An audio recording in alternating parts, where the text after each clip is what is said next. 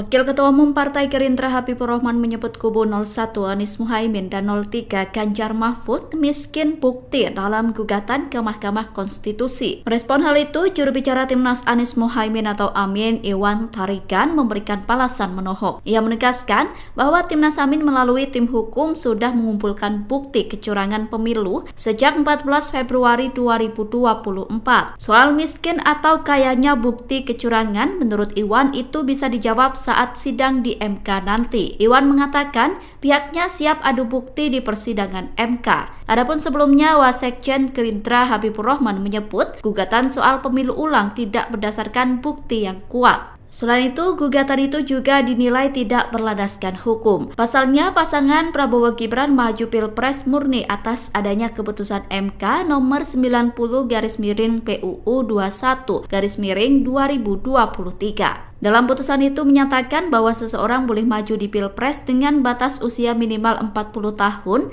atau berpengalaman menjabat sebagai kepala daerah. Ketentuan itu turut digugat oleh kubu paslon 01 dan 03 yang dinilai melanggar etika. Habibur Rahman yakin para hakim MK mampu menolak permohonan dari kubu 01 dan 03. Meski begitu, Habibur Rahman menyebut bahwa Partai Gerindra tetap menghormati upaya dari kubu 01 dan 03 dalam melayangkan gugatan sengketa itu.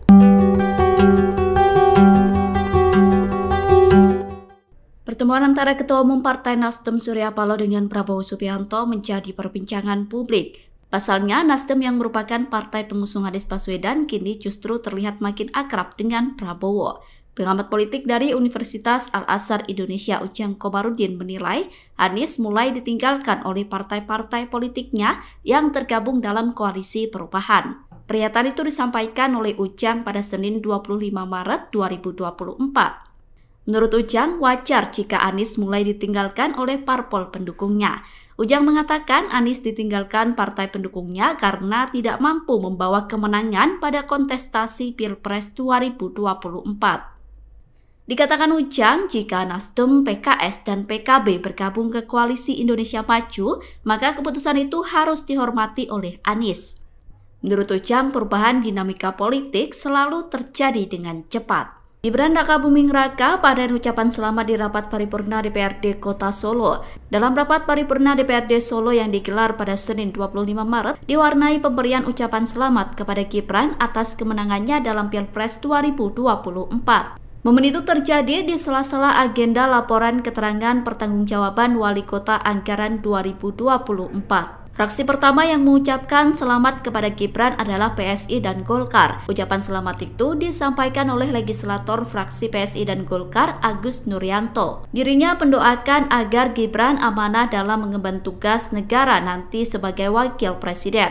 Agus juga mengingatkan agar Gibran selalu ingat dengan masa depan masyarakat Kota Solo. Selain fraksi PSI dan Golkar, fraksi lain yang juga mengucapkan selamat kepada Gibran adalah PAN dan Gerindra. Ucapan selamat dari PAN dan Gerindra disampaikan oleh perwakilan fraksi Agung Harsakti Pancasila.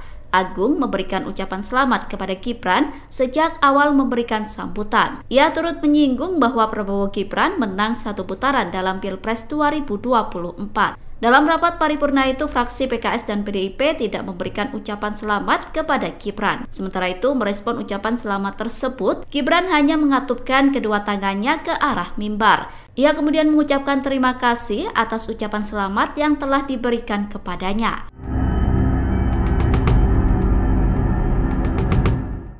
Presiden Joko Widodo disebut sudah menitipkan sejumlah nama menteri untuk kabinet pemerintahan Prabowo Gibran. Ketua Umum Relawan Pro Jokowi atau Projo Budi Aris Setiadi membantah kabar yang menyebutkan Presiden Jokowi titip sejumlah nama sebagai kandidat menteri. Menurut Menteri Komunikasi dan Informatika itu, kabar tersebut hanya sekedar gosip semata. Pernyataan itu disampaikan oleh Budi di Kompleks Istana Kepresidenan Jakarta pada Senin 25 Maret 2024. Budi menjelaskan wajar jika ada yang mengusulkan atau merekomendasikan nama kandidat menteri di kabinet pemerintahan Prabowo Gibran. Budi mengatakan usulan menteri itu merupakan bagian dari demokrasi. Ia menegaskan usulan nama menteri tidak sama dengan menitipkan. Menurut Budi, hingga saat ini masih tersisa cukup waktu untuk merumuskan kabinet selanjutnya. Sebab masih ada sekitar 7 bulan lagi sebelum pasangan Prabowo Gibran dilantik sebagai Presiden dan Wakil Presiden RI. Adapun beberapa nama yang disebut telah dititipkan Jokowi untuk menjadi menteri di pemerintahan Prabowo merupakan tokoh yang selama ini dikenal loyal dengan Presiden. Salah satu nama tersebut adalah Menteri Sekretaris Negara Pratikno. Koalisi Perubahan yang terdiri dari PKB, PKS, dan Nasdem merespon pernyataan Ketua Umum Partai Demokrat Agus Harimurti Yudhoyono atau AHY. Sebelumnya, AHY menyebut Demokrat bisa hancur lebur jika masih berada di koalisi lama, yakni Koalisi Perubahan. Seperti diketahui sebelum bergabung dengan Koalisi Indonesia Maju mendukung Prabowo Gibran, Demokrat sempat menjadi bagian dari Koalisi Perubahan. Dilansir dari tribunnews.com, pernyataan AHY diyakini sebagai sindiran untuk Koalisi Perubahan pengusung Anies Muhaimin yang kalah dalam Pilpres 2024. Merespon pernyataan AHY, Wakil Ketua Umum Partai Nasdem Ahmad Ali memberikan sindiran balik. Ia mengatakan mencari kursi di kabinet bukan tujuan Koalisi Perubahan. Ali menyebut Koalisi Perubahan memiliki pandangan yang berbeda dengan Demokrat. Ia menduga hal terpenting bagi Demokrat saat ini adalah bergabung dengan pemerintahan. Sementara itu, Ketua DPP PKB Daniel Johan membantah Demokrat akan hancur lebur jika masih di Koalisi Perubahan. Ia kemudian membeberkan prestasi PKB setelah gabung dalam Koalisi Perubahan pendukung Anies Muhaimin. Menurut Daniel, perolehan kursi PKB di DPR RI melonjak tajam selesai gabung dengan Koalisi Perubahan. Di sisi lain, Ketua Fraksi PKS DPR RI Jazuli Juwaini tidak ambil pusing tentang pernyataan AHY. Ia justru menganggap wajar jika AHY senang bergabung dengan Koalisi Prabowo Gibran. Menurut Jazuli, setiap partai politik memiliki hak untuk memilih koalisi di pemilu. Mahfud MD enggan menyampaikan selamat atas kemenangan Prabowo Gibran dalam Pilpres 2024. Ia mengatakan belum saatnya memberikan selamat kepada Prabowo Gibran sebagai pemenang Pilpres 2024. Mahfud tak ingin memberikan selamat ke Prabowo Gibran lantaran gugatan sengketa Pilpres telah masuk ke Mahkamah Konstitusi. Pernyataan itu disampaikan oleh Mahfud pada Senin 25 Maret 2024. Mahfud menyebut pihaknya masih menahan diri untuk mengucapkan selamat kepada Prabowo Gibran. Kubu Ganjar Mahfud saat ini masih menunggu hasil sidang sengketa Pilpres di Mahkamah Konstitusi. Jika dalam sidang tersebut diputuskan Prabowo Gibran tetap menang dalam Pilpres, maka Mahfud berkenan memberikan selamat. Mahfud menegaskan Paslon 03 belum kalah dalam Pilpres 2024. Menurutnya, berdasarkan mekanisme yang disediakan konstitusi dan prosedur hukum, masih agak jauh untuk menentukan kekalahan dan kemenangan. Hal itu karena masih ada jalur hukum di MK dan jalur politik berupa hak angket untuk memproses dugaan kecurangan pemilu. Di tengah gempuran yang sangat dahsyat sebagai ujian sejarah PDI Perjuangan, kami tetap dapat mempertahankan posisi sebagai pemenang pemilu 3 kali berturut-turut.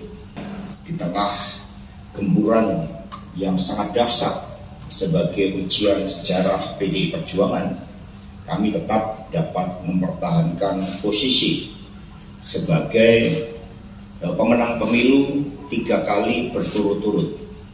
Dan itu tidaklah mudah.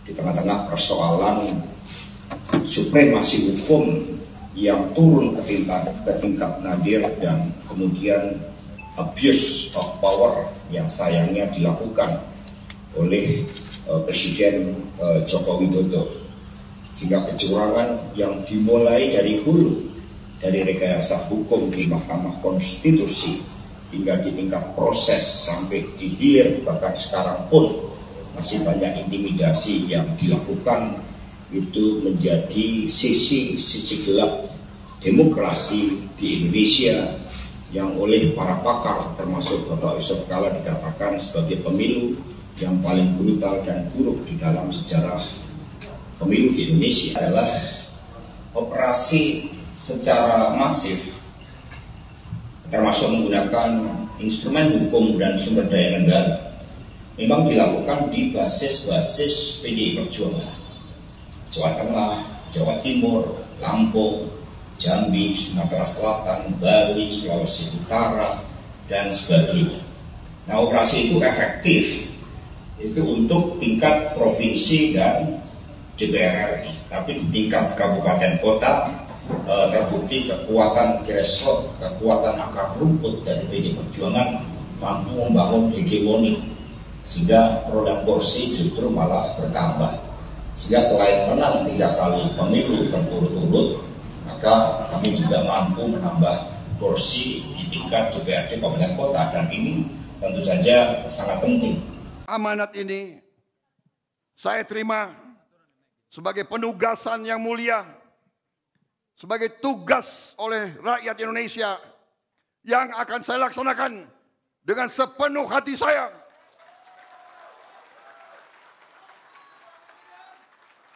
Dengan penuh rasa tanggung jawab kepada rakyat Indonesia, kita berada di titik yang sangat menggembirakan. Saudara-saudara sekalian, perjalanan kita bersama adalah perjalanan dengan cita-cita yang luhur, dengan cita-cita yang mulia, dengan tekad yang mengutamakan kejayaan dan kehormatan bangsa Indonesia. Kita telah bersatu dari begitu banyak kalangan, dari begitu banyak partai yang berbeda-beda. Kita telah bersatu karena kita ingin Indonesia menjadi negara yang makmur, negara yang adil. Karena hanya dengan kemakmuran dan keadilan, Indonesia sesungguhnya menjadi sesungguh-sungguhnya merdeka. Tidak bisa kita merdeka kalau masih ada kemiskinan di Indonesia. Tidak bisa kita merdeka kalau masih ada kelaparan di Indonesia. Kita tidak pantas menjadi negara anggota G20 kalau anak-anak kita masih tidak makan pagi berangkat ke sekolah, saudara-saudara sekalian. Ini adalah tujuan mulia kita. Kita bersatu dalam perjalanan yang hebat ini. Dan saudara-saudara, tujuan kita jelas. Saudara-saudara sekalian, kita membangun di atas landasan yang sudah dibangun oleh pendahulu-pendahulu kita, oleh presiden-presiden sebelum kita. Itu kita akui, itu kita hormati. Kita hormati semua presiden sebelum kita. Kita mengakui kekurangan-kekurangan kita. Tapi kita bertekad untuk memperbaiki kekurangan-kekurangan tersebut. Kita di sini, Koalisi Indonesia Maju, kita tidak ragu-ragu dan tidak malu-malu mengatakan kita adalah penerus-penerus Presiden Joko Widodo. Bangsa yang baik, bangsa yang mulia, bangsa yang terhormat adalah bangsa yang selalu menghormati pemimpin-pemimpinnya. Kita menganut filosofi nenek moyang kita. Sebagian dalam bahasa Jawa ada ajaran mikul dhuwur mendem jero. Mengangkat yang baik dan menanam yang tidak baik. Saya yakin semua suku, semua bahasa daerah punya ajaran seperti itu. Marilah kita ke depan selalu demikian. Mengakui kebaikan orang. Menyadari kekurangan orang. Marilah kita belajar dari ratusan tahun sejarah kita. Selalu pecah belah, selalu diadu domba. Saudara-saudara sekalian, kemenangan ini adalah kemenangan rakyat Indonesia. Saya ucapkan terima kasih bahwa saudara-saudara percaya dengan saya. Dan saya menganggap diri saya dan saudara saudara Gibran Rakabuming Raka, kami hanya pembawa bendera, kami hanya pembawa penjuru, kami hanya perwakilan dari saudara-saudara semuanya.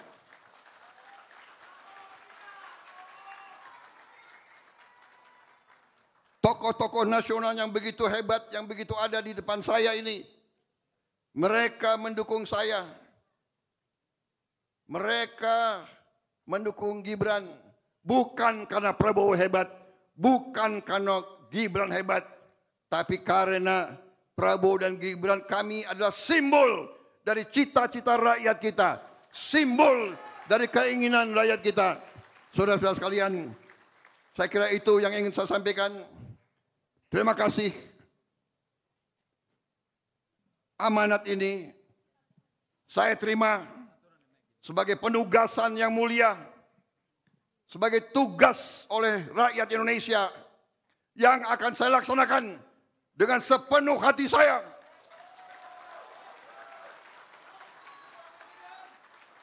Dengan penuh rasa tanggung jawab kepada rakyat Indonesia. Kita berada di titik yang sangat menggembirakan. Saya berapa minggu ini belajar terus. Angka-angka kita luar biasa. Kekurangan kita juga lumayan. Kita akan menutup semua kebocoran. Kita akan berusaha meminimalkan korupsi. Dan saya ingatkan pemerintah yang akan saya pimpin nanti tidak akan kompromi dengan korupsi.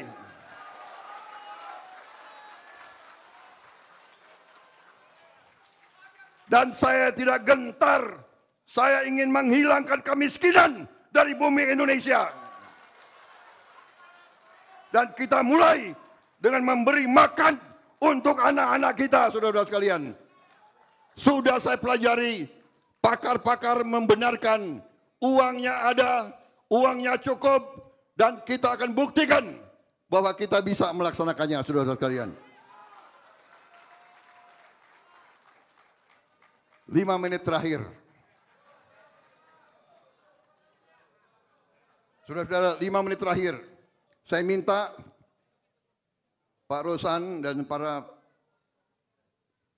teman-teman sekalian, TKN memang harus berakhir karena kampanye sudah selesai. Tapi jaringan kita, paguyuban ini saya mohon jangan bubar.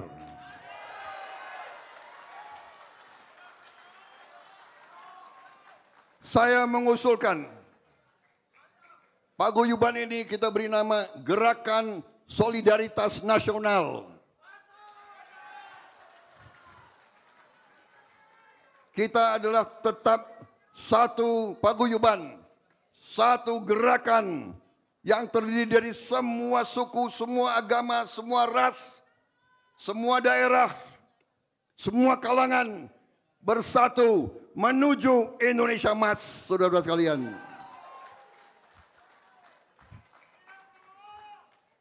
Jadi, kalau dengan demikian, bagaimana kita mendaulat ketua TKN langsung saja menjadi ketua Gerakan Solidaritas Nasional. Bagaimana? Setuju? Setuju? Perlu voting atau tidak? Perlu voting atau tidak? Nanti ada LSM yang bilang tidak demokratis.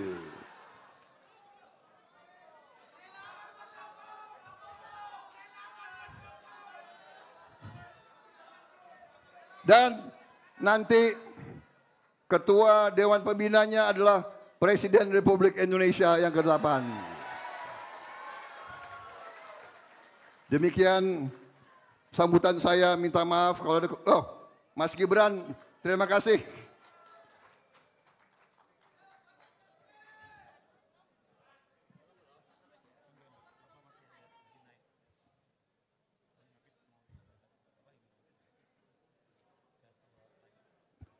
Mas Gibran datang langsung buka puasa. Saya kira demikian dari saya. Mohon maaf kalau ada kata-kataku yang kurang.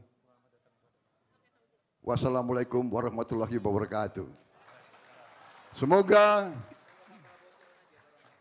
Bagi mereka yang berpuasa, semoga puasanya berjalan dengan lancar dan ibadahnya diterima oleh Allah Subhanahu wa taala. Terima kasih. Merdeka! Merdeka! Merdeka! Merdeka! Terima kasih. Terima kasih sekali lagi. Saya ingatkan pemerintah yang akan saya pimpin nanti tidak akan kompromi dengan korupsi. Kita akan berusaha meminimalkan korupsi, dan saya ingatkan pemerintah yang akan saya pimpin nanti tidak akan kompromi dengan korupsi.